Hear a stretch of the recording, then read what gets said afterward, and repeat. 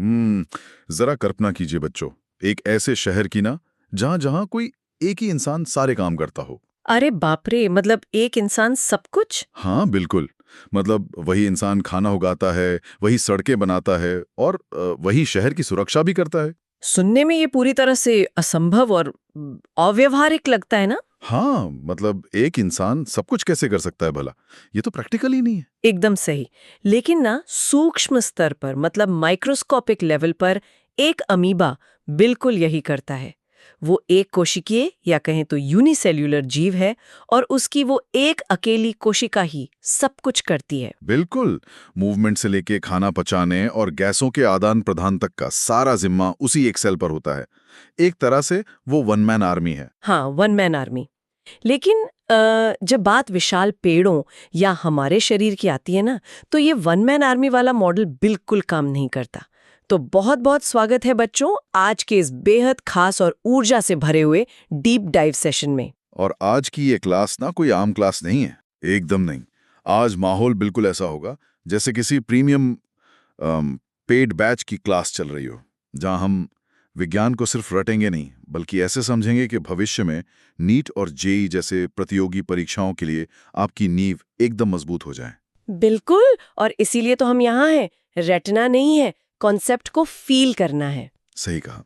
तो बच्चों, विज्ञान की इस किताब में कुल 12 चैप्टर्स हैं और आज हमारा पूरा फोकस चैप्टर 6 पर है, जिसका नाम है टिश्यूज यानी ऊतक। तो अगर हम उसी अमीबा वाले पॉइंट पर वापस आए ना, तो एक कोशिकीय जीवों से लेकर हम जैसे मल्टी सेल्यूलर जीवों तक का जो ये विकास का सफर है, वो असल में काम के बंटवारे पर आधारित है। काम का बंटवारा मतलब डिवीजन। हाँ, इसे जीव विज्ञान की भाषा में डिवीजन ऑफ लेबर या श्रम विभाजन कहा जाता है। जब करोड़ों कोशिकाएं एक साथ आती हैं ना, तो वो सब कुछ खुद करने की कोशिश नहीं करती। वो समूहों में बट जाती हैं और एक खास काम में मास्टरी हासिल कर लेती हैं। अरे वाह। और नीट और जेई के फाउंडेशन के लिए ना ये समझना सबसे जरूरी है कि प्रकृति ने ये बंटवारा किस आधार पर किया है। और यही आज के हमारे इस डीप डाइव का मिशन है। हम इसी डिवीजन ऑफ लेबर को गहराई से डिकोड करेंगे। तो बच्चों देखो, चैप्टर की शुरुआत में ही पेज पर क्या लिखा है, ध्यान से सुनो। मैं किताब की ये लाइन बिल्कुल एग्जैक्ट इंग्लिश में पढ़ रहा हूं। A group of cells that are similar in structure and or work together to achieve a particular function forms a tissue. मतलब इस एक वाक्य में ना ऊतकों का पूरा विज्ञान छिपा है। हाँ, जरा इसे आसान हिंदी में भी समझा दीजिए बच्चों को। बिल्कुल। अगर हम इसे आसान भाषा में समझें, तो ऊतक या टिश्यू असल में उन कोशिकाओं का एक समूह है जिनका स्ट्रक्चर या बनावट ना एकदम एक जैसी होती है, और जो एक साथ मिलकर किसी एक खास काम को या पर्टिकुलर फंक्शन को अंजाम देते हैं। मतलब ये सिर्फ कोशिकाओं की कोई रैंडम भीड़ नहीं है। एकदम नहीं। ये एक बहुत ही अनुशासित टीम है जिसका एक स्पष्ट लक्ष्य होता है। इसको ना हम एक बहुत ही व्यावहारिक उदाहरण से समझ सकते हैं। बच्चों, अपने स्कूल के सिस्टम को ही देख लीजिए।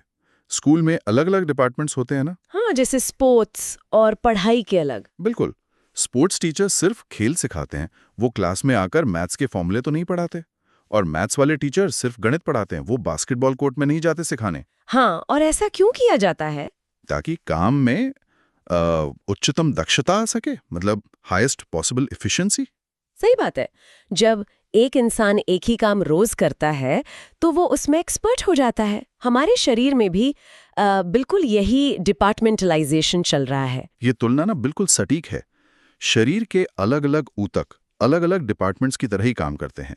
उदाहरण के लिए जो मसल सेल्स हैं, यानी मांसपेशी कोशिकाएं, उनका डिपार्टमेंट सिर्फ सिकुड़ने और फैलने का काम करता है, जिससे हम चल फिर सकते हैं। हाँ, और जो नर्व सेल्स हैं, हाँ, नर्व सेल्स यानी तंत्रिका कोशिकाएं, उनका डिपार्टमेंट एक मैसेंजर की तरह काम करता है। दिमाग के संदेश शरीर तक और शरीर के संदेश दिमाग तक पहुंचाना। मतलब सोचो, अगर मांसपेशियों के सेल्स सोचने लगे या नर्व सेल्स सिकुड़ने लगे, तो पूरा सिस्टम ही क्रैश हो जाएगा ना। बाप रे, सिस्टम क्रैश! ये तो हो गई ऊतकों की परिभाषा। लेकिन यहाँ मेरे दिमाग में एक सवाल आता है। हाँ हाँ, बताइए। अगर ऊतक काम के बंटवारे के लिए बने हैं, तो क्या दुनिया के सभी मल्टी सेल्यूलर जीवों के ऊतक एक जैसे होते हैं? मतलब क्या एक आम का पेड़ और एक दौड़ता हुआ चीता अंदर से एक ही तरह के टिश्यूज से बने हैं? बहुत ही लॉजिकल सवाल है ये। बच्चों, अब आते हैं सेक्शन 6.1 पर। इसमें एक बहुत जरूरी सवाल है। ध्यान से देखो, पेज पर ये लिखा है, प्लांट्स आर स्टेशनरी और fixed, they don't move. Animals on the other hand move around in search of food, mates and shelter. ये पंक्ति ना पौधों और जानवरों के बीच के सबसे बुनियादी अंतर को स्पष्ट करती है और यही अंतर तय करता है कि उनके ऊतक कैसे होंगे। मतलब उनके लाइफस्टाइल के हिसाब से। बिल्कुल। अब देखो, पौधे स्टेशनरी यानी स्थिर होते हैं। उन्हें जिंदगी भर एक ही जगह पे डटकर खड़े रहना होता है, चाहे आंधी आए, तूफान आए या तेज बारिश हो। हाँ, वो भाग तो सकते नहीं है। सही कहा। इसलिए उन्हें सीधा खड़े रहने के लिए सपोर्टिव टिश्यू यानी सहायक ऊतक की भारी मात्रा में जरूरत होती है। और यहाँ सबसे दिलचस्प बात यह है कि पौधों के इन सपोर्टिव टिश्यूज में ज्यादातर डेड सेल्स होती हैं। एक मिनट। मृत कोशिकाएं, डेड सेल्स, मुझे यहाँ थोड़ा उलझन हो रही है। क्या हुआ? अगर पौधे जीवित हैं तो वो मरे हुए सेल्स का क्या कर रहे हैं? मतलब प्रकृति मृत कोशिकाओं का इस्तेमाल निर्माण के लिए क्यों करेगी? ये ना प्रकृति की बेहतरीन इंजीनियरिंग का एक नमूना है। देखो, जीवित कोशिकाओं को जिंदा रहने के लिए लगातार ऊर्जा, ऑक्सीजन और पोषण की जरूरत होती है। हाँ, वो तो है। तो अगर पौधे का पूरा भारी भरकम तना जीवित कोशिकाओं से बना होना, तो उसे मेंटेन करने में पौधे की सारी ऊर्जा ही खत्म हो जाएगी। ओह, अच्छा। इसलिए पौधे पहले जीवित कोशिकाएं बनाते हैं जो एक सख्त बाहरी दीवार या सेल वॉल तैयार करती हैं, और फिर वो कोशिकाएं मल जाती हैं। मतलब सिर्फ ढांचा रह जाता है? बिल्कुल। पीछे सिर्फ वो सख्त ढांचा रह जाता है जो मैकेनिकल सपोर्ट देता है। मरे हुए सेल्स को कोई मेंटेनेंस तो चाहिए नहीं, वो बस एक इमारत के खंभों की तरह पौधे को ताकत देते रहते हैं। अरे वाह, ये तो ऊर्जा बचाने का एक कमाल का तरीका है। लेकिन दूसरी तरफ जानवर तो चलते फिरते हैं, खाने की तलाश में, शिकारियों से बचने के लिए उन्हें तो लगातार भागदौड़ करनी पड़ती है। हाँ, और इसी लगातार मूवमेंट के कारण ना जानवरों को बहुत ज्यादा ऊर्जा चाहिए होती है। उनकी मांसपेशियां, दिल, दिमाग हर वक्त हाई गियर में काम कर रहा होता है। तो इसलिए उनके सेल्स अलग होते हैं। यही कारण है कि जानवरों के शरीर में पाए जाने वाले ज्यादातर ऊतक लिविंग यानी जीवित होते हैं। उन्हें लगातार मरम्मत और पोषण की जरूरत होती है। तो क्या इसका मतलब ये है कि क्योंकि इनके जीने का तरीका इतना अलग है, तो इनकी ग्रोथ का तरीका भी अलग होता है? मतलब इनका विकास कैसे होता है? ये एक बहुत ही शानदार सवाल है और इसका जवाब है हाँ। ग्रोथ का पैटर्न बिल्कुल अलग होता है। कैसे? पौधों में जो ग्रोथ होती है ना, वो जीवन भर चलती है, लेकिन वो सिर्फ कुछ खास हिस्सों तक ही सीमित होती है, मतलब लोकलाइज्ड रीजन्स में। हाँ, जैसे पेड़ की लंबाई सिर्फ ऊपर फुनगी से बढ़ती है। बिल्कुल। लेकिन जानवरों में ऐसा नहीं होता। जानवरों में सेल ग्रोथ ज्यादा यूनिफॉर्म होती है, मतलब एक समान। अच्छा, यानी हमारा शरीर एक साथ बढ़ता है? हाथ, पैर, धड़ सब एक अनुपात में बढ़ते हैं? हाँ, और एक निश्चित उम्र के बाद हमारी लंबाई बढ़ना रुक भी जाती है। टिश्यू के बारे में लिखा है जो इसी ग्रोथ के रहस्य को खोलता है। लाइन कुछ ऐसे हैं, the growth of plants occurs only in certain specific regions. This is because the dividing tissue, also known as meristematic tissue, is located only at these points. तो ये जो मेरिस्टेमेटिक टिश्यू या विभाज्योतक ऊतक है ना, ये पौधे का वो इंजन है जो कभी बंद नहीं होता। मतलब ये हमेशा डिवाइड होते रहते हैं? हाँ, ये वो खास कोशिकाएं हैं जिनके पास लगातार डिवाइड होने की जादुई शक्ति होती है, और जगह के आधार पर ना इन्हें 3 हिस्सों में बांटा गया है। कौन कौन से? पहला है एपिकल यानी शीर्षस्थ, जो जड़ों और तनों के बिल्कुल सिरों पर होता है और पौधे की लंबाई बढ़ाता है। दूसरा है लैटरल या पार्श्व, जो पौधे के तने की मोटाई बढ़ाता है। और तीसरा है इंटरकैलरी, जो पत्तियों के बेस पर पाया जाता है। किताब में जो एक्टिविटी 6.1 दी गई है, वो प्याज के जड़ का प्रयोग, वो इसे बहुत अच्छे से साबित करती है। बिल्कुल। अगर हम पानी में रखे एक प्याज की जड़ के सिरों को काट दें तो क्या होगा? तो उसकी जड़ की ग्रोथ वहीं पूरी तरह से रुक जाती है। ऐसा इसलिए होता है ना, क्योंकि हमने जड़ के सिरे से एपिकल मेरिस्टम को ही काट कर अलग कर दिया। एकदम सही। जहां मेरिस्टेम नहीं, वहां नई कोशिकाएं नहीं। लेकिन यहाँ मुझे एक बात खटक रही है। किताब में लिखा है कि इन सेल्स में वैक्यूल्स यानी रसधानियां नहीं होती। हाँ। पिछले चैप्टर में तो हमने पढ़ा था कि प्लांट सेल्स की पहचान ही उनके बड़े बड़े वैक्यूल्स होते हैं। फिर इन खास सेल्स में ऐसा क्यों? बहुत ही गहरी ऑब्जर्वेशन है ये। इसके पीछे का कारण उनके काम में छुपा है।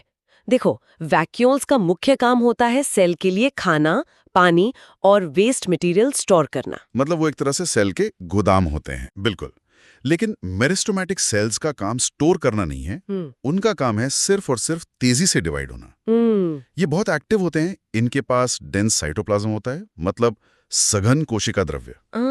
यानी इन्हें अभी खाना स्टोर नहीं करना है, सिर्फ डिवाइड होना है। हाँ, क्योंकि उन्हें लगातार 1 से 2 और 2 से 4 बनना है, तो उन्हें किसी भारी गोदाम की जरूरत नहीं है। सारा फोकस सिर्फ नई कोशिकाएं बनाने पर होता है। अरे वाह, मतलब जब काम सिर्फ दौड़ने का हो तो भारी बैग लेकर क्यों दौड़ना? बिल्कुल सही।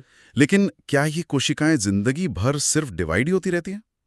बच्चों, अगली अहम लाइन ध्यान से सुनो। They take up a specific role and lose the ability to divide. As a result, they form a permanent tissue. This process of taking up a permanent shape, size, and a function is called differentiation. जीव विज्ञान में differentiation यानी विभेदीकरण ना एक बहुत ही महत्वपूर्ण प्रक्रिया है। इसे कैसे समझेंगे आसान भाषा में? इसे ऐसे समझिए कि जब एक मेरिस्टेमेटिक सेल डिवाइड होते होते परिपक्व हो जाता है, मैच्योर हो जाता है, तो वो डिवाइड होने की ताकत खो देता है। हाँ, पक्की नौकरी पकड़ लेता है। हाँ, मतलब उसका आकार, साइज और काम फिक्स हो जाता है।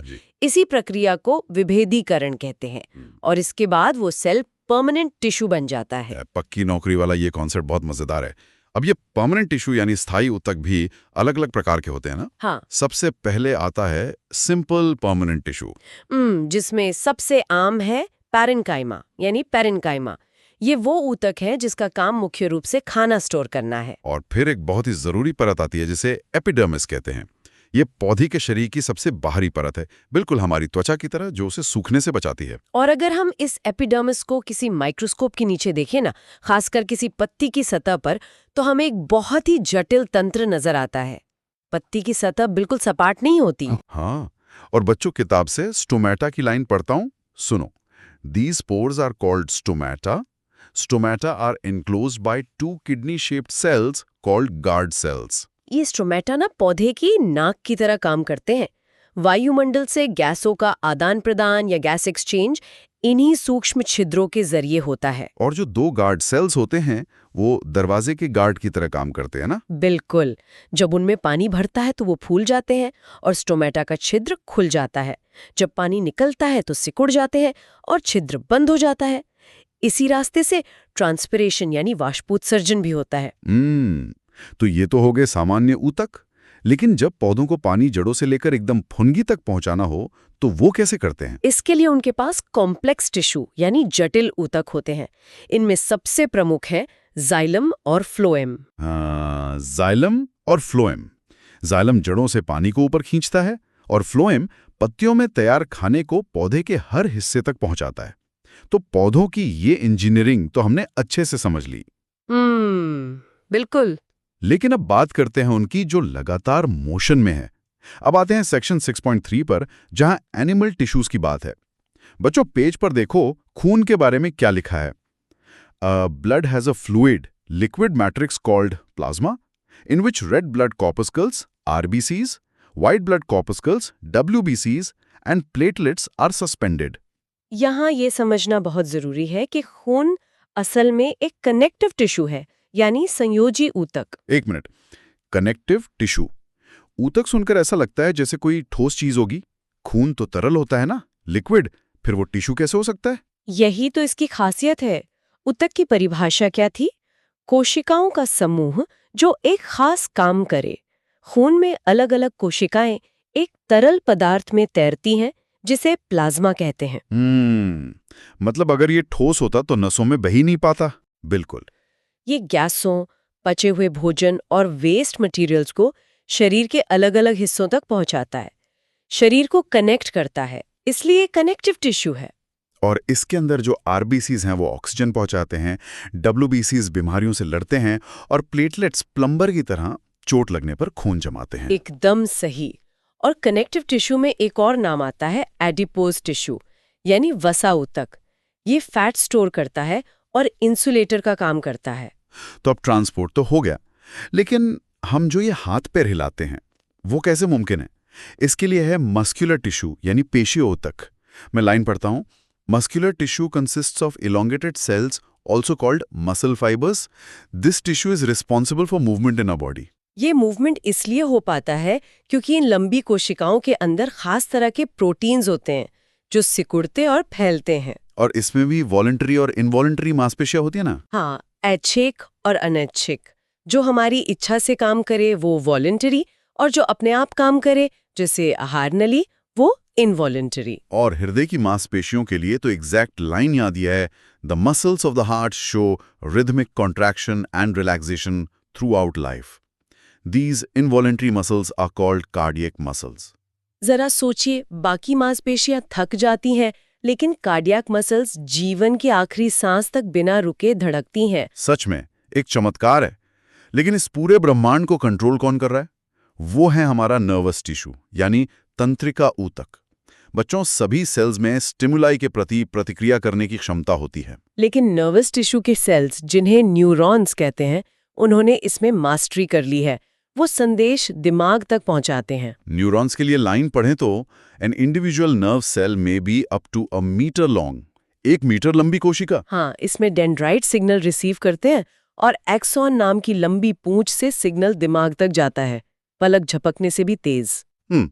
तो बच्चों, आज के इस डीप डाइव का एक तेज रिकाप करते हैं। हमने देखा कि कैसे डिवीजन ऑफ लेबर ने अमीबा से लेकर हमारे शरीर के जटिल ऊतकों तक की दुनिया खड़ी की। एपिथेलियल, कनेक्टिव, मस्कुलर, नर्वस, सब कुछ। बिल्कुल, हर जीव का ढांचा उसकी जरूरतों के हिसाब से परफेक्टली डिजाइन किया गया है। लेकिन बच्चों, एक गहरा सवाल छोड़कर जा रहा हूं। सोचकर देखिए, अगर मेरिस्टेमेटिक सेल्स परमानेंट टिश्यू बनने के बाद डिवाइड होने की क्षमता खो देते हैं, तो जब पौधों या जानवरों को चोट लगती है तो वो अपने घाव कैसे भरते होंगे? क्या कुछ सेल्स अपनी पुरानी ताकत वापस पा लेते हैं? इस पर विचार कीजिएगा। ये सच में सोचने वाली बात है। मिलते हैं बच्चों अगले चैप्टर पे। तब तक के लिए पढ़ते रहिए, बढ़ते रहिए।